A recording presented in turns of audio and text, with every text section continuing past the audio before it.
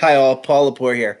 I want to talk about how Google Meet interfaces with Google Classroom. Some of us may want to provide our students some video or just audio instruction or be available synchronously or asynchronously for our students by using Google Meet. So first things first, I need to enable the Google Meet in my Google Classroom. To do so, I am in my Google Classroom, and by default, it is not enabled. So I click on the sprocket, I scroll down, and I toggle this on. I could always go up to that sprocket and turn it on or off as I see fit. But it's also important to realize that kids cannot enter the video conference or the Google Meet room unless I am in the Google Meet room first. So I like that feature about Google Meet. I click save. And if you notice here, the Meet link is in the header of my stream. So this is kind of just a nice one place, one shop stop for students. So if they know that their class is going to have a meeting at 10 a.m., all they need to do is click into this Meet link. And as long as I'm already in there, they would be able to join as well. So let's join. I have the ability here to turn my camera on or off. If I want to turn my camera off, I can do this as essentially like a glorified phone conference. I click join, and um, and you'll notice here that that my camera is off. If I ever wanted to turn my camera on, to just give a quick wave, I could turn my camera on. I could turn my camera off again. I have the end call or leave call here, and I could always turn my microphone off as well. So this way I mute my mic. So what are some other features in Google Meet that I like? Well, I could present my screen here the same way I can in other video conferencing tools and software, kind of like a Zoom or whatever. So I can share a slideshow or a slide deck with students if I'm providing instruction. My present now button is right here. I also like this feature here, turn on captions. If I'm reading, let's say, a primary source or a document or an article, and I want to do it as a read aloud, I click turn on captions. And what this does is anything I'm saying now, as long as my microphone is enabled, notice my microphone is disabled. As long as my microphone is enabled, it will show up as closed captioning. So if I'm reading the primary source or article out loud, this might be a beneficial thing for students to see as well. I don't have to have my closed captions on. I can always toggle them on or off, but that's a cool little feature to be aware of.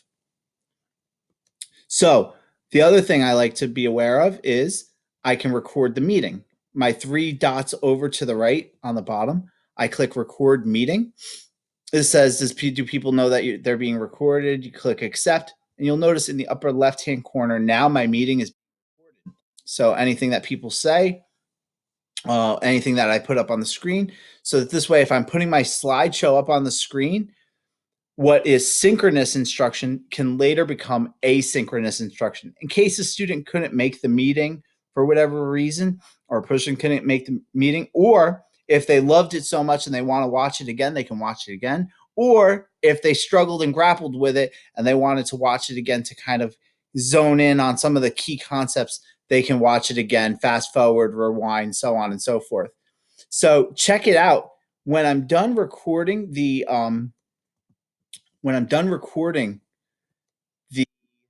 recording, where does it go?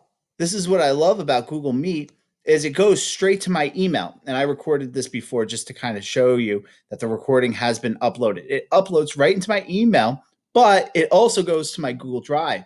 So if I open it in my Google Drive, I'll see the recording that I've created. And what that allows me then to do from Google Drive is to take that link by sharing, right clicking and sharing. I can take that link, I can change the settings on it. And now if I take this link, I can post it to my Google Classroom.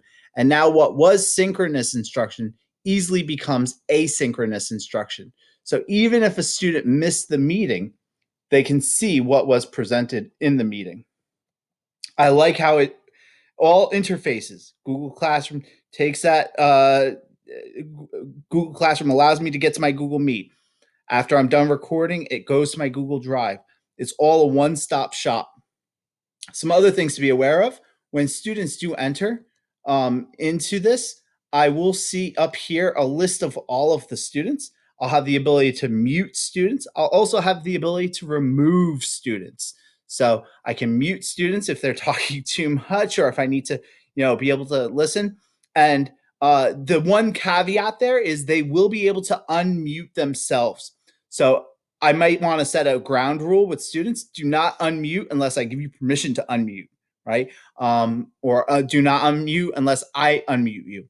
And if a student breaks those types of permissions or is acting out in a way that conduct isn't conducive with the class, I can remove them from the Google Meet.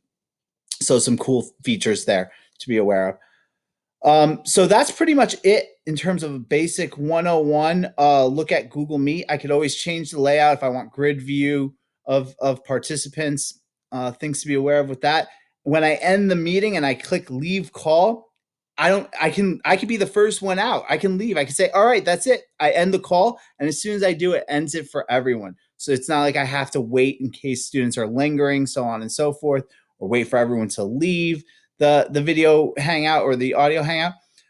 As soon as I end the call, it's a hang up to all.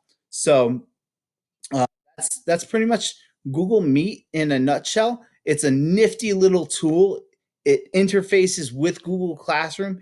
It may be a nice option for some teachers.